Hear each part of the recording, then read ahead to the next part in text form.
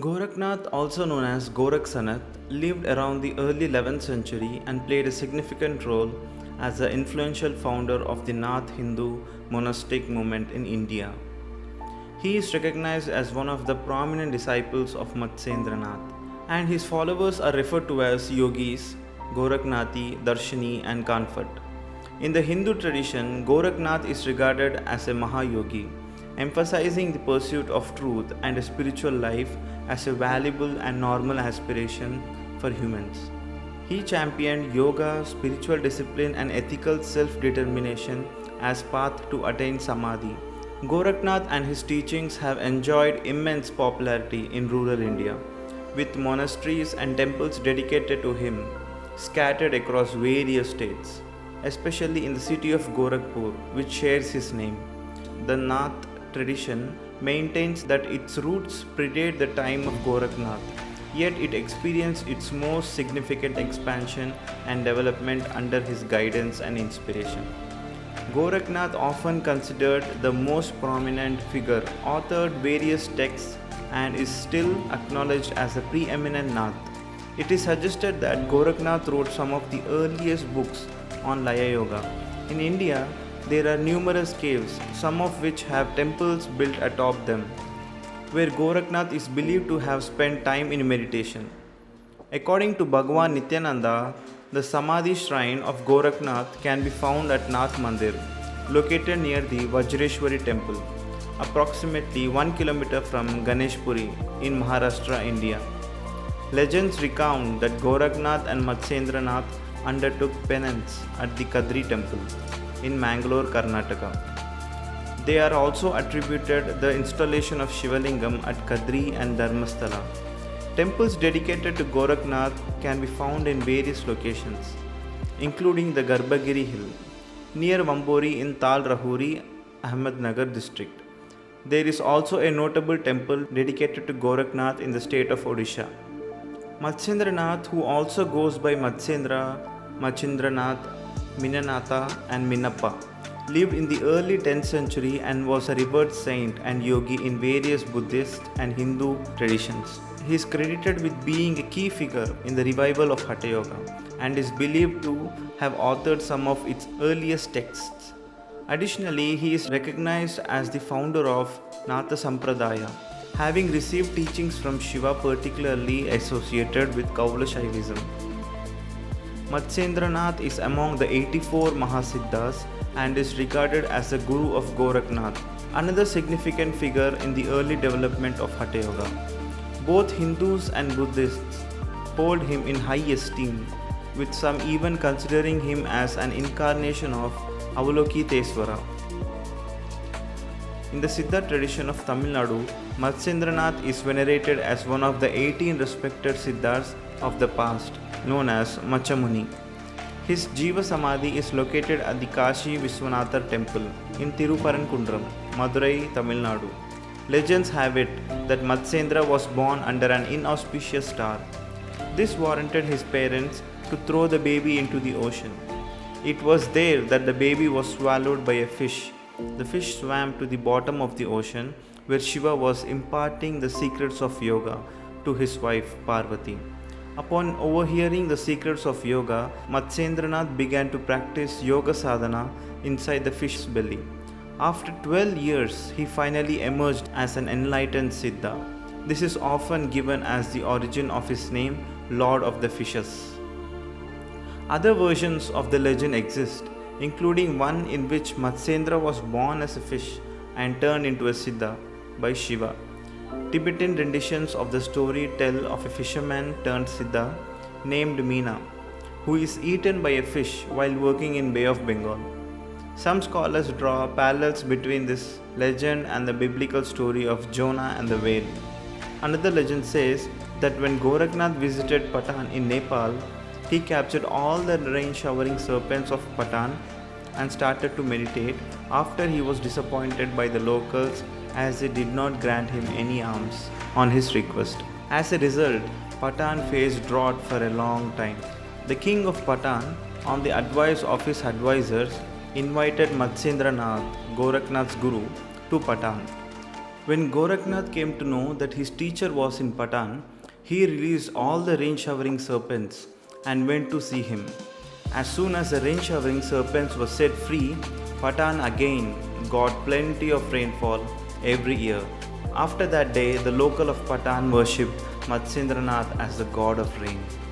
Now let's look into the video where Sadhguru talks about Gorakhnath and Matsyendranath. Gorakhnath was a very, very accomplished yogi. In the whole history of Indian yogic culture, he's a star who stands out in many ways. His guru was Matsyendranath. Matsyendranath is looked upon by people as Shiva himself. He is no less than him, just that he came little later, but he is as much as Shiva, that's how he is seen. So Gorakhnath was his disciple.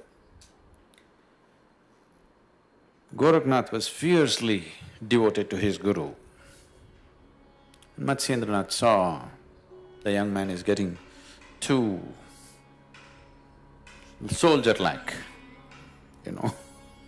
He's becoming very fierce. His love for the guru is so intense that he's becoming like a soldier, not like a yogi. So he told him to go away into the Himalayas and do 14 years of sadhana. So he went away, but he's made like this. For him all this sadhana, everything he does only because the guru says so. For him the only thing is his guru. Fiercely dedicated to his guru. So when he sat in the Himalayas, 14 years every day, every moment, he was only counting the moments. When 14 years will be over, I'll go back to my guru. At the same time, he did the sadhana. Because of this 14 years of sadhana, he acquired many possibilities. He didn't use it. He knew the possibilities. Then he came back to the mountain which is the beginning of the Deccan Plateau, which is the beginning of the Western Ghats, just 160 to 200 kilometers south of Bombay. Now that mountain is called as Gorakhnath mountain. It is named after him. Even today, there are people, I had the thing of being with them for some time. So he came down all the way back. See, you must understand the whole setup. Walking all the way up to Himalayas, staying there for 14 years and walking all the way down with just one fierce thought and emotion that he wants to be in the presence of his guru. That's not a small thing. This is not a small exercise. To go up Himalayas, wait there for 14 years and come back all the way walking down. When he came, the cave in which Matsyendranath was staying, just outside, there was a monk. There was another yogi who was manning that. So he came back and this yogi stopped him, said, "You cannot enter the cave." Gorakhnath, "What? I cannot enter the cave? I can't see my guru? I've been waiting for 14 years. He said, "No, you cannot enter." Gorakhnath lost his temper. He pushed that yogi aside and went into the cave. When he went into the cave, Matsyendranath was not there, the guru was not there. So he became distraught, where is he? So he came out and asked the yogi, "Where is the guru?" He said, "I won't tell you. I told you not to enter the cave. You pushed me aside and went. I will not tell you." So what Gorakhnath did was, he used his occult and whatever was on the yogi's mind, he got it out of him and went straight to where the guru was. He divined the guru's hiding place. The moment he went there, the guru had left instructions with another yogi, saying he needs to go for another 14 years to Himalayas because he misused the sadhana that I gave him. I gave him sadhana for his spiritual growth, but he used it to divine into somebody else's mind, which no yogi should ever do. Another 14 years. So, Gorakhnath asked, "Is there any way to shorten the period? If you sit in an impossibly difficult posture, we will cut it down to half the term, 7 years. This impossibly difficult posture is, he sat on his left toes like this, heel in the perineum in the Mooladhara, and the right leg crossed over. This is even today called as Gorakhnath asana. So he was just on his toes, up, his Mooladhara supported by the left heel and his right leg here. He sat like this for 7 years. Either 14 years term or 7 years rigorous. So then he came back. There's a whole lot of stories of how Matsyendranath tempered Gorakhnath's love for him. You know, there are many other incidents, wonderful incidents.